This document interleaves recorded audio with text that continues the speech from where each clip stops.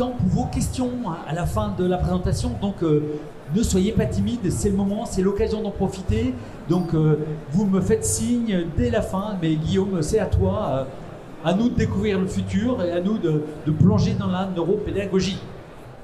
Bonjour à toutes et tous et merci.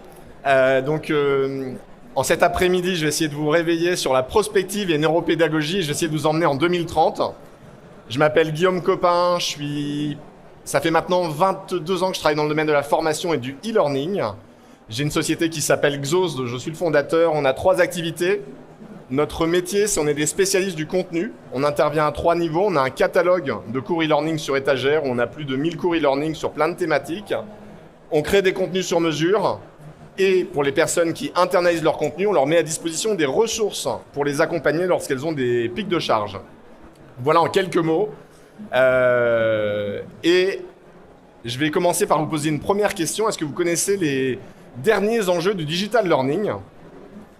Alors je vais vous donner la réponse. J'ai été regardé dans une étude qui a été faite par l'ISTF. Vous pouvez la télécharger, elle est en libre accès. ISTF, je crois qu'il manque un bout de la source. Selon cette étude, 30% considèrent que l'enjeu numéro 1, c'est d'améliorer l'efficacité pédagogique. En numéro 2, ce qui arrive, c'est être plus réactif face aux enjeux business. Globalement, c'est comment est-ce que par rapport, moi responsable de formation, je vais mieux adresser les besoins des métiers pour très rapidement répondre aux besoins métiers pour leur apporter des bons contenus. Et le 3e enjeu qui ressort de cette étude, c'est comment on peut réduire les coûts de formation. Et donc globalement, si on regarde sur ces 3 enjeux, moi ce que j'aime bien, c'est prendre du temps pour penser. Et ce qui m'intéresse, c'est de nous dire finalement quel est notre enjeu pour les 3 prochaines années ou pour les 4 prochaines années. Et si on résume ces 3 enjeux, on peut les résumer en une phrase. Comment former efficacement, à moindre coût, en préparant les collaborateurs par rapport aux compétences de demain. Ce qui amène un petit peu à 2 sujets. Sujet numéro 1, comment former efficacement ? Et sujet numéro 2, quelles sont les compétences de demain ? Quelles sont celles qu'on doit préparer dans nos entreprises ? Et qui ne sont pas encore complètement prêtes. Et donc, je vais essayer de vous présenter les 2. Et je vais commencer par comment former efficacement. Alors, j'ai une particularité. Je suis ceinture noire en neuropédagogie. La neuropédagogie, c'est la science qui s'intéresse au fonctionnement du cerveau de l'être humain. Et donc, je vais m'appuyer sur mes connaissances sur ce sujet et sur ce que la neuropédagogie nous permet de découvrir. Et par rapport à, globalement, mes expériences et l'expérience de mes équipes, selon moi, un cours e-learning efficace, il a 6 ingrédients qui sont clés. Et je mettrai un défi à la fin par rapport à ça. Donc les 6 ingrédients sont les suivants. Le premier, c'est comme dans une maison, quand on construit une maison, ce qu'il y a de plus important, ce sont les fondations. Sans bonne fondation, la maison ne peut pas tenir. En pédagogie, c'est pareil. La fondation en pédagogie, d'après vous, c'est quoi ?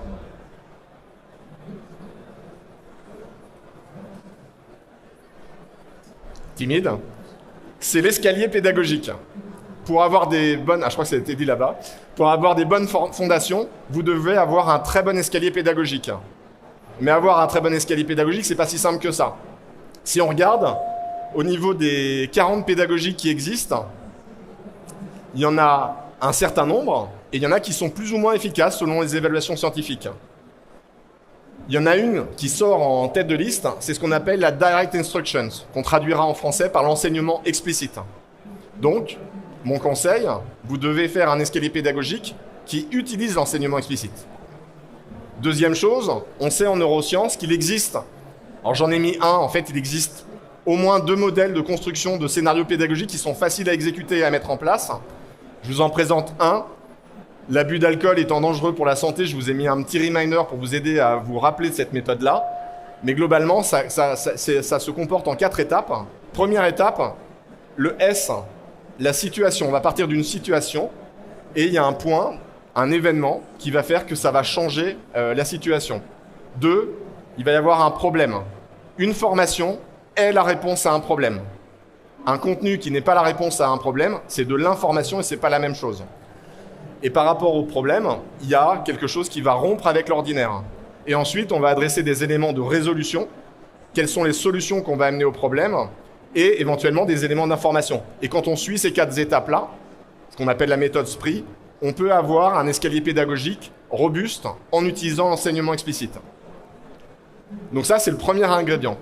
Ingrédient numéro 2, on connaît 2 clés, on connaît beaucoup de clés sur le cerveau de l'apprenant, il y en a 2 qui m'intéressent là cet après-midi. La première chose, qui dans la salle ne me connaissait pas, est-ce que vous pouvez lever la main? À peu près la moitié. Globalement, pour celles et ceux qui ont levé la main, quand vous m'avez vu, juste après que j'ai été présenté, vous m'avez jugé en 30 secondes. Ça, c'est ce que notre cerveau fait, c'est notre cerveau reptilien qui fait ça. Et globalement, vous vous êtes dit, mais est-ce qu'il est légitime, compétent, agréable? C'est les 3 fils par lesquels votre cerveau m'a passé.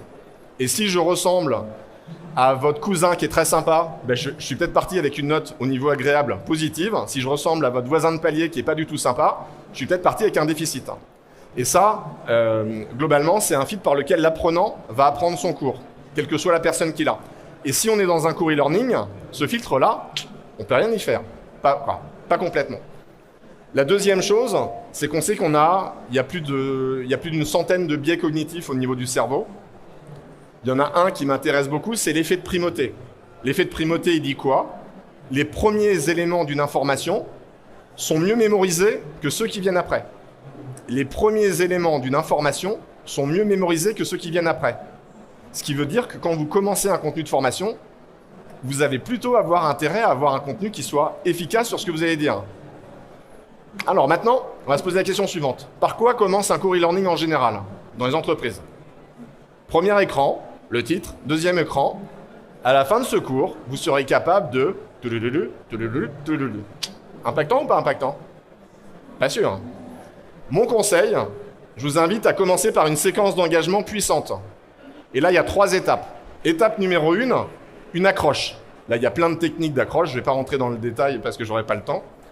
Deuxièmement, la problématisation du sujet. Qu'est-ce qui fait que cette formation répond à un problème? Et troisièmement, on va venir valoriser le sujet.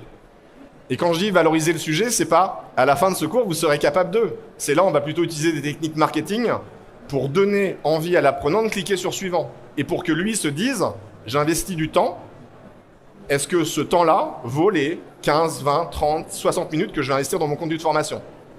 Et pour ça, il y a une technique imparable, c'est la technique du storytelling qui permet d'utiliser ces éléments-là. Et là, quand vous voyez, on est dans le S et le P de la méthode SPRI. La situation et le problème. C'est la première étape. Ensuite, ingrédient 3.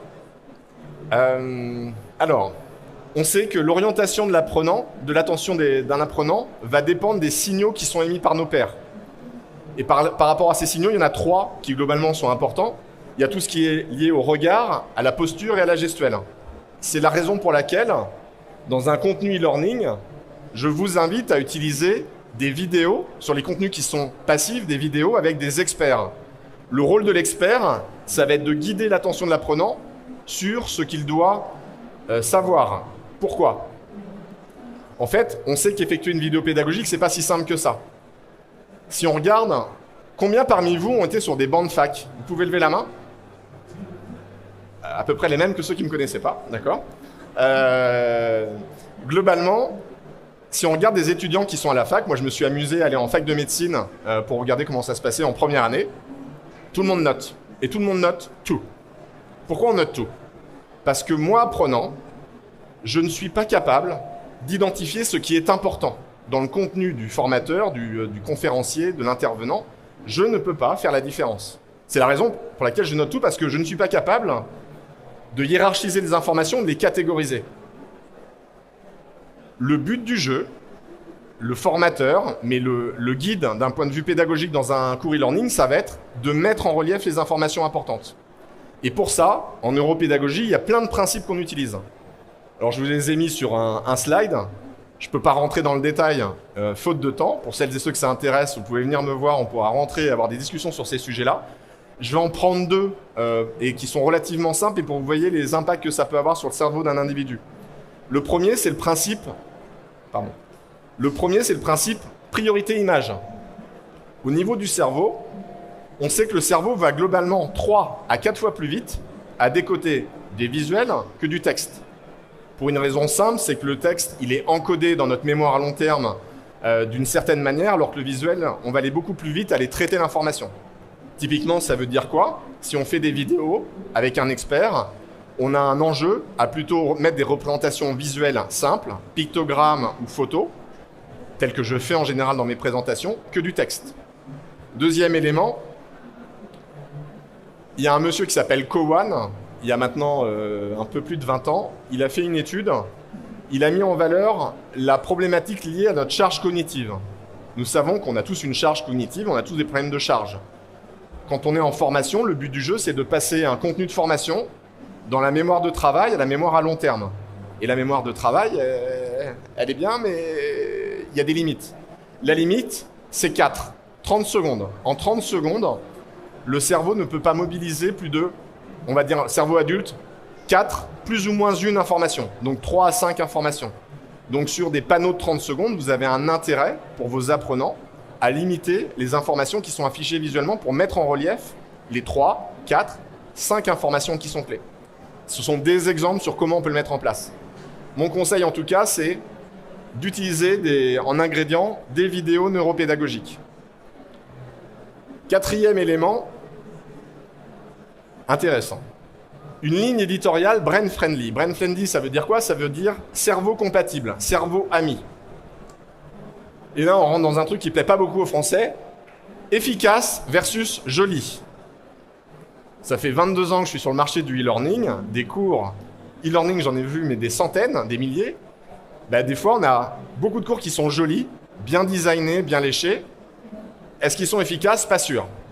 Le but du jeu, ce qui est prioritaire, votre contenu doit être un succès, doit avoir un intérêt pour l'apprenant et doit être utile pour l'apprenant. Ça, c'est clé, majeur, prioritaire. En deuxième, il peut être ludique et esthétique. C'est OK. Mais globalement, la priorité, c'est ce qui est à gauche, pas nécessairement ce qui est à droite. On peut combiner les deux. Et pour combiner les deux, on va plutôt être Apple versus Microsoft. C'est-à-dire qu'on va essayer d'être... j'ai rien contre les marques, j'ai pas de parti pour ou contre, hein, je parle d'un point de vue marketing, d'un point de vue visuel. Hein. On va essayer d'éliminer tout ce qui est inutile. Là, je vous parle, je travaille pour la société Xos, il n'y a pas le logo de ma société. Il n'y a pas de bandeau. J'ai enlevé tout ça pour que ce soit plus facile pour vous à appréhender au niveau des contenus et des messages clés. Et de la même manière, je vous ai parlé de l'effet de primauté, il y a un autre effet qui est le pendant, c'est ce qu'on appelle l'effet de récence. L'effet de récence, on sait que les dernières informations reviennent plus aisément lorsque le rappel se situe immédiatement près d'écoute. C'est la raison pour laquelle, à la fin d'un cours e-learning, je vous invite à plutôt utiliser un principe de carte mentale, de mind mapping, dans lequel vous allez reprendre sous la forme d'un arbre, d'un visuel que vous allez dessiner, les informations qui sont clés, représentées sous une autre forme. Parce qu'on va venir justement utiliser l'effet de récence pour améliorer ça pour les apprenants. Cinquième ingrédient, un contenu centré sur les apprenants. Un contenu centré sur les apprenants, ça veut dire quoi? Ça veut dire que, globalement, votre sujet doit être valorisé. Le sujet de formation doit être valorisé et doit être valorisé d'un point de vue marketing pour que moi, apprenant, j'ai envie d'aller suivre ce sujet.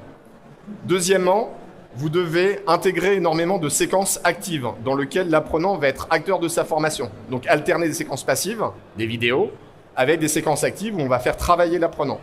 Troisièmement, ça veut dire intégrer des séquences d'encouragement et de félicitations.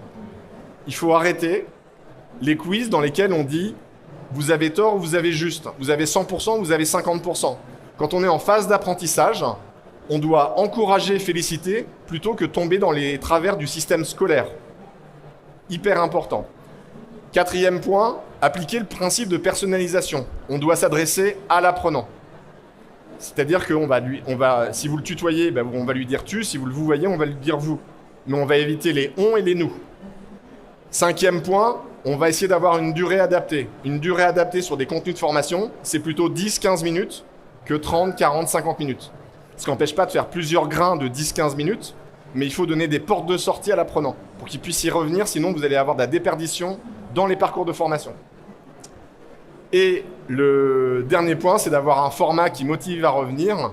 Et du coup, par rapport à ça, un format qui motive à revenir, c'est-à-dire d'avoir une ligne éditoriale dans laquelle on va avoir un cadre, mais qui va également intégrer de la nouveauté pour intégrer des éléments de surprise, pour booster le cerveau de l'apprenant.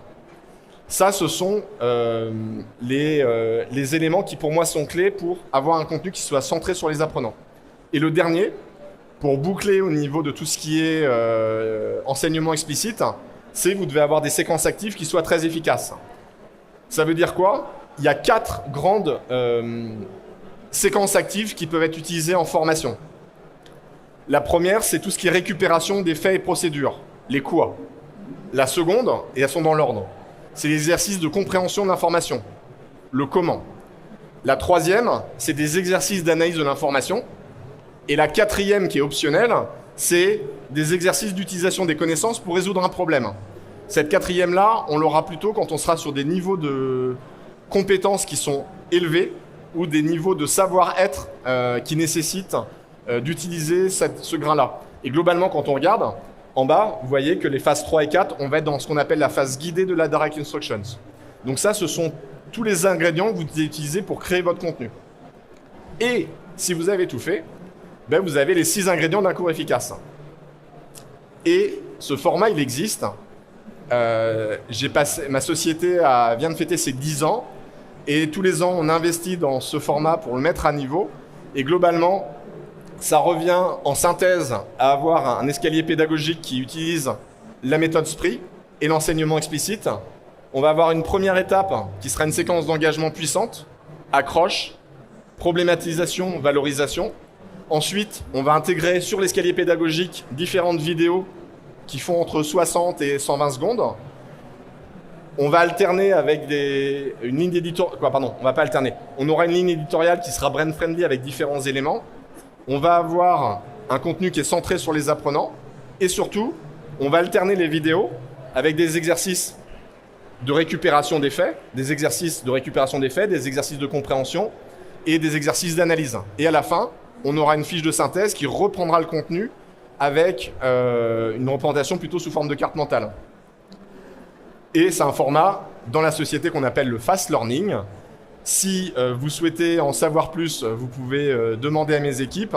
Et si l'un ou l'une d'entre vous pense qu'il a des composants de ce format qui sont plus efficaces que ce que je viens de vous présenter, il vient me voir. S'il me convainc, je l'invite dans le meilleur restaurant 3 étoiles de Paris, avec moi. Challenge j'ai lancé l'année dernière, personne n'est venu me voir, donc j'ai pas pu aller manger, tant pis. Alors, ça m'amène à vous parler maintenant de quelles seront les compétences de demain. Globalement, si on regarde un petit peu ce qui se passe, on va regarder un peu ce que nous réserve l'avenir. Pour regarder ce que nous réserve l'avenir, il faut aussi regarder ce qui s'est passé dans le passé. Globalement, nous sommes dans un monde en mutation. Si on regarde depuis maintenant 1770, donc à peu près 250 ans, si je ne me trompe pas, on a 4 révolutions qu'on vient de suivre. On a des révolutions qui sont liées toujours à la manière dont on va pouvoir produire plus vite et faire en sorte que l'homme travaille moins. On a eu la machine à vapeur, on a eu l'électricité, on a eu tout ce qui était composants informatiques. Et maintenant, on est dans ce moment où on a encore une nouvelle phase de réduction avec toutes les nouvelles technologies. Et donc là, il y a plein de termes et je vais vous en donner certains. Et du coup, il y a un chiffre qu'on partage souvent, c'est le pourcentage des métiers de 2030 qui n'existent pas aujourd'hui. Globalement, en 2030, donc c'est dans 7 ans maintenant, il y a 85% des métiers qui n'existent pas encore aujourd'hui. Moi, je vous ai dit que ça faisait 22 ans que je travaillais dans le domaine du e-learning. En 2000, le e-learning en France était un tout nouveau domaine dans lequel très peu d'acteurs avaient un peu d'expérience. On en a 2 sur scène. Mais c'était des nouveaux métiers. En 2030, moi, j'ai des enfants qui seront sur le marché du travail. Ils feront peut-être des métiers qui n'existent pas encore aujourd'hui. Il y a de grandes chances. Et maintenant, si on regarde d'un point de vue prospective, là, ce que je vais vous présenter, pour beaucoup, est issu d'un recueil que je vous invite à lire si ça vous intéresse, qui est issu du World Economic Forum. Le WEF, c'est en libre accès. C'est les grands de ce monde qui se réunissent. Alors, les grands de ce monde, on y met ce qu'on veut, mais globalement, ce sont plutôt des grands chefs d'entreprise et des dirigeants de pays ou des ministres de pays, et globalement qui font des études sur plein de sujets.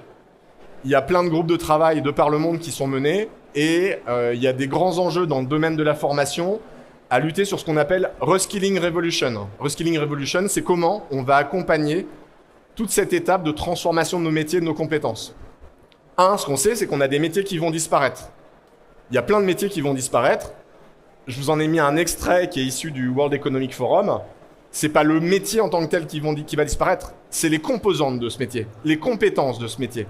Globalement, si on regarde sur du télémarketing, on a 50% des composantes de ce métier qui vont disparaître, etc., etc. Si vous avez des proches qui travaillent dans la comptabilité, ça peut être intéressant qu'ils commencent à se recycler. On a l'adoption de nouvelles technologies. On sait qu'il y a plein de nouvelles technologies qui sont en train d'arriver.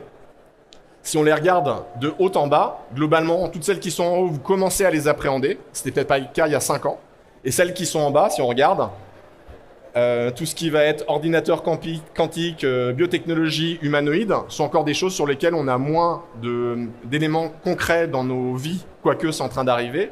Et tout ça est en train de progresser. L'arrivée de ces nouvelles technologies dans nos environnements va provoquer ces mutations qui vont être profondes.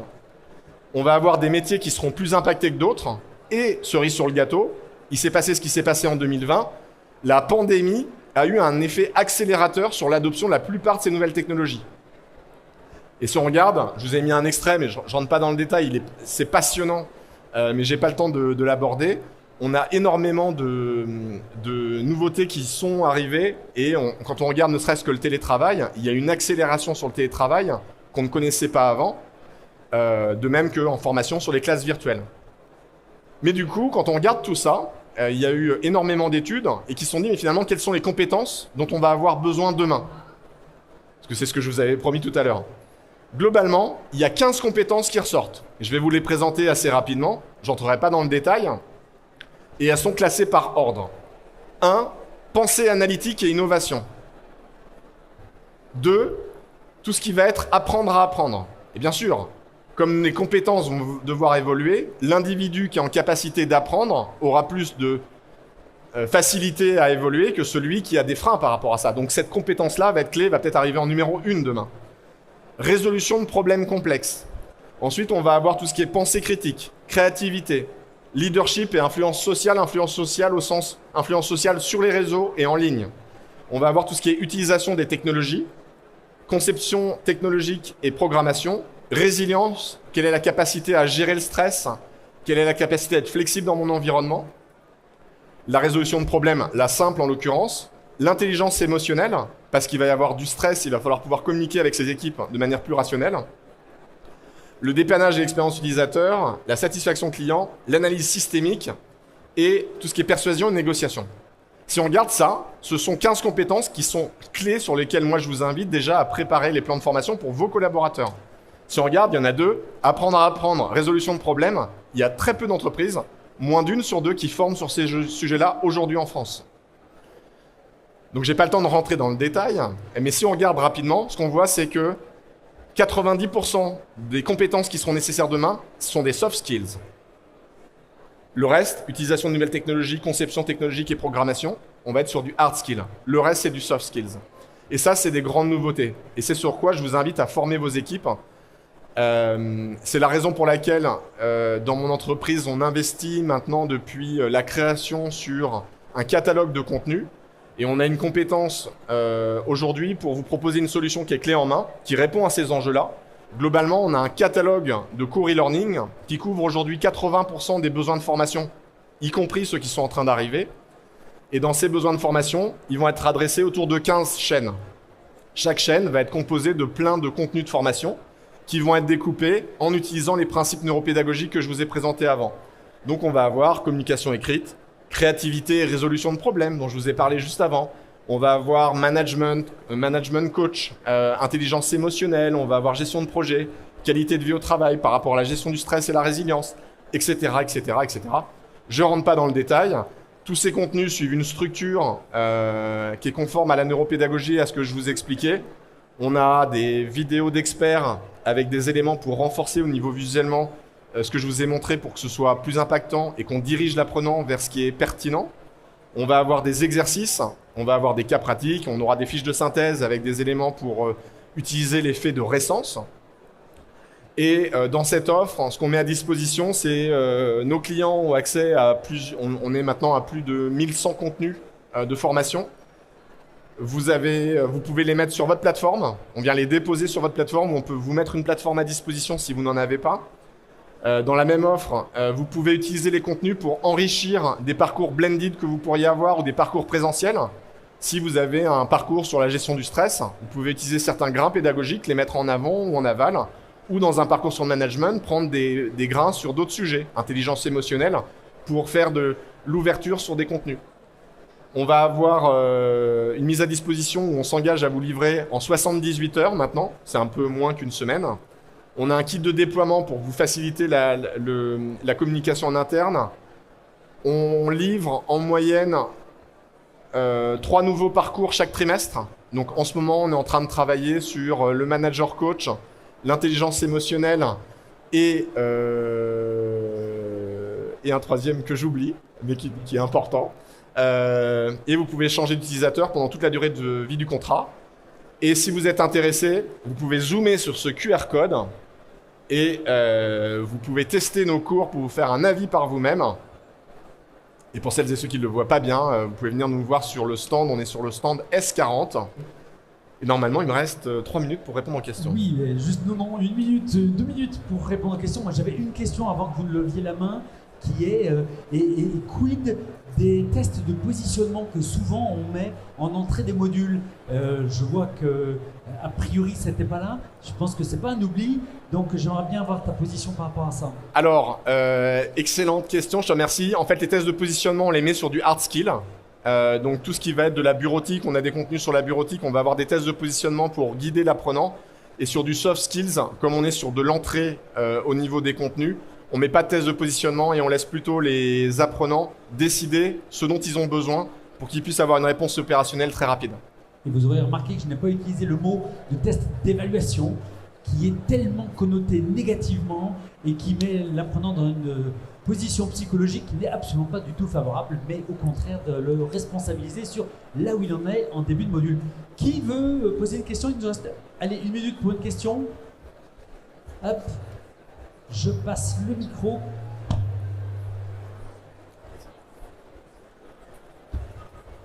Bonjour, merci. Juste pour préciser sur les tests de positionnement, j'ai pas bien compris. Quelle est la différence du coup? Test de positionnement. Sur les tests de positionnement, en fait, il y a une partie des chaînes sur lesquelles on en propose qui sont les hard skills, où là il y a des tests de positionnement pour les apprenants, pour les guider. Et sur tout ce qui est soft skills, on ne fait pas de test de positionnement. Mais qu'est-ce qu'un bon test de positionnement? Qu'est-ce qu'un bon test de positionnement? Ce serait un test de positionnement qui permettrait d'avoir un parcours personnalisé pour un individu en fonction de son niveau de compétence à un instant T. Merci beaucoup. On peut applaudir Guillaume, copain et...